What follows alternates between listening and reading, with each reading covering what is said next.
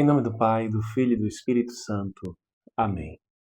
Vinde, Espírito Santo, enchei os corações dos vossos fiéis e acendei neles o fogo do vosso amor. Enviai o vosso Espírito e tudo será criado, e renovareis a face da terra.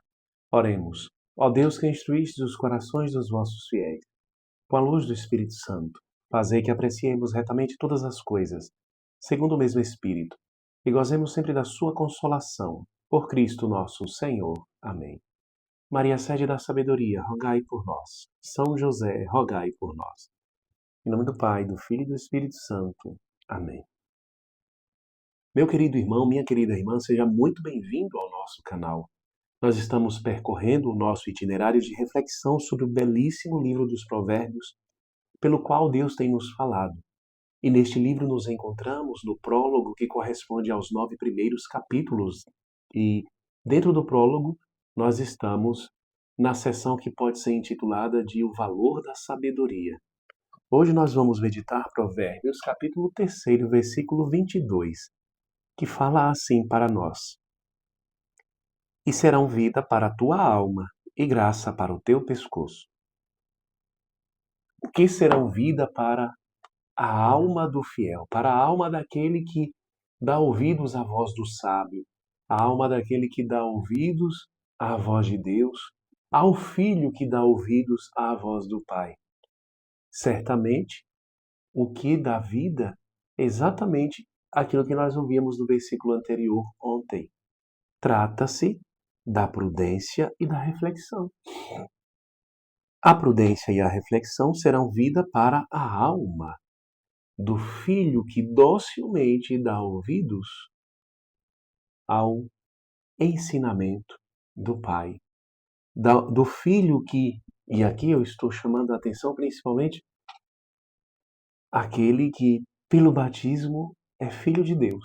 Aquele que ouve docilmente a voz do Senhor, a voz do Pai das misericórdias, a voz daquele que nos quer para si, que nos criou para si e que enviou o seu Filho unigênito para nos tornar filhos no Filho.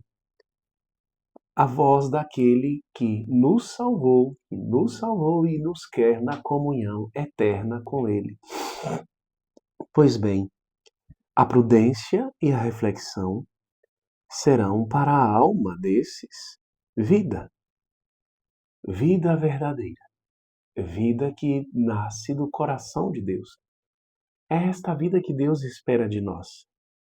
Não uma vida, como nós dizemos no popular, uma vida louca. Uma vida que se deixa arrastar pelas propostas do mundo.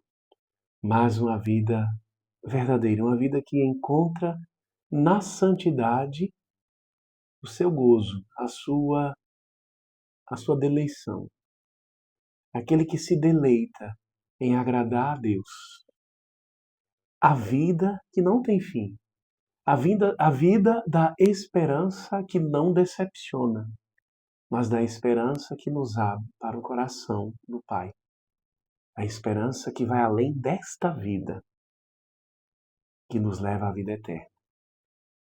Serão, portanto, vida para a nossa alma. Enquanto caminhamos nesta terra, se damos ouvidos à voz da prudência e à voz da reflexão, obviamente não a prudência aqui entendida como o medo da ação. Obviamente não a prudência aqui entendida como um certo respeito humano que me impede de apresentar a verdade para o próximo, com medo de ferir sua sensibilidade, ou prezando por não ferir a sua sensibilidade. Mas é claro que se trata aqui da prudência, que se constitui na reta razão do agir, que se constitui aqui na ação conforme os ditames da razão natural e na ação para além da prudência como virtude. Aqui, falando do novo conselho, na ação que consiste em agir de acordo com a razão espiritual, a razão suprema, que é o próprio Deus, que é a iluminação que o Espírito Santo lança em nossa alma, em nosso coração. Se trata dessa prudência. Portanto, ao invés de um medo de agir, é uma prudência que concede a este, ao Filho de Deus, ao fiel, exatamente um ardor na ação, exatamente um impulso para agir conforme a vontade de Deus. E graça para o teu pescoço. Aqui a palavra que nós traduzimos por pescoço, ela também pode ser traduzida por garganta. É a mesma palavra hebraica. É utilizada tanto para pescoço como para garganta. Óbvio que aqui eu me refiro ao hebraico antigo, ao hebraico bíblico. Não estou aqui tratando do hebraico moderno, do hebraico contemporâneo, da língua contemporânea. Mas eu estou falando da língua primitiva, da língua em que o Antigo Testamento foi escrito. Pescoço, garganta. E aqui é óbvio, quando se trata de graça para o pescoço, nós já nos referimos. O livro dos Provérbios já trouxe essa imagem, esta analogia, quando nós meditamos lá em Provérbios, capítulo 1, versículo 9. Graça para o teu pescoço, no sentido de um enfeite. A prudência, a reflexão como um enfeite que embeleza a vida daquele que é guiado por elas, daquele que é guiado pelo Espírito Santo de Deus. Mas também graça para a tua garganta. Em que sentido? A garganta é o órgão pelo qual nós nos alimentamos, ao mesmo tempo, o órgão que também faz parte do sistema respiratório, pelo qual entra também o ar. É uma das vias pelas quais entra o ar em nosso ser. Então, portanto, se trata também da palavra que Deus põe na nossa garganta. Muitas vezes, essa expressão, essa palavra que aparece, que é traduzida tanto por pescoço como por garganta, está se referindo também ao fato de Deus pôr a sua palavra em nossos lábios. Então, isso significa dizer que quando nós agimos guiados pela prudência e pela reflexão, nós não dizemos palavras inúteis, nós não dizemos palavras ao léu, nós não dizemos palavras que nos machucam, que machucam os outros. Nós não dizemos palavras insensíveis, palavras incapazes de compreender o outro ou de se compreender. Nós não dizemos palavras que nos comprometem no sentido negativo dessa expressão, no sentido de nos comprometer com o mal. Mas nós dizemos palavras cheias da força do Senhor, cheias da força do Espírito. Se na sua vida você quer pronunciar palavras, que você quer dizer palavras que nasçam lá do seu íntimo, que possam ser ditas pela sua garganta, pelos seus lábios, que nasçam no seu íntimo, mas que no final das contas, em última instância, tenham o seu nascedouro no próprio íntimo de Deus. Deixe-se guiar pela sabedoria divina, sabedoria esta que passa pelos degraus da prudência e da reflexão. Busque ser um homem prudente. Busque ser um homem de reflexão, uma mulher prudente, uma mulher de reflexão, porque Deus porá as suas palavras divinas na sua garganta, nos seus lábios. Inclusive a esse respeito, comentando sobre o canto do Espírito, o cardeal Raniero Cantalamessa nos diz: ele está obviamente se referindo aqui ao homem de Deus, à mulher de Deus. Ele está dizendo: temos uma necessidade extrema de fazer com que o fogo do Espírito Santo entre em todas as palavras que saem da nossa boca.